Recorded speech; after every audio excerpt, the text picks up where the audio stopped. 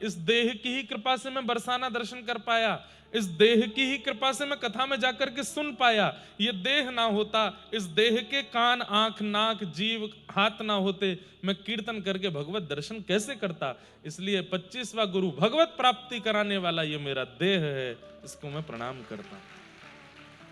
इसलिए देह की रक्षा और उसका आराम भी बहुत जरूरी है।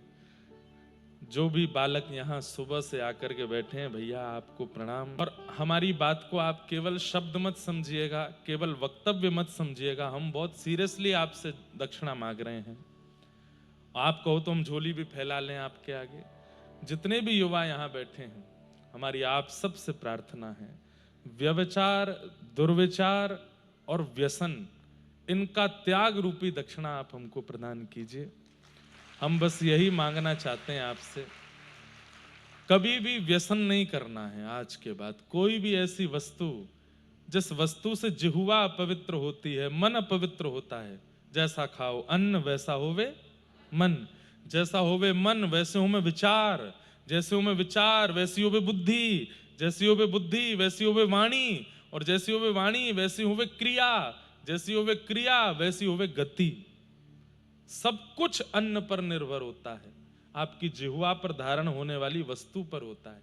इसलिए आप व्यसन नहीं करेंगे। हमें ये दक्षिणा बड़ोदरा के सारे युवाओं से चाहिए।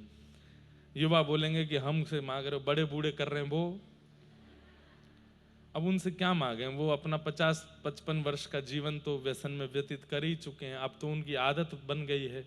वो भी अगर छोड़ दें तो अच्छा, पर आप भविष्य हो भारत का, भारत का भविष्य हो, और भारत के साथ साथ ठाकुर जी की परम प्रिया भक्ति का भी भविष्य आप लोग हो। इसलिए आप लोगों से बहुत उम्मीद है, ठाकुर जी को बहुत उम्मीद है आप लोगों से। ठाकुर जी तरस गए हैं, क्यों? नरसिंह मेहता मीराबाई के बाद कोई मिल ही नहीं रहा है ऐसा जिसके लिए मैं जाऊं, जिसके लिए मैं उसके पास पहुंच करके कुछ करूं। कोई मिल ही नहीं रहा है।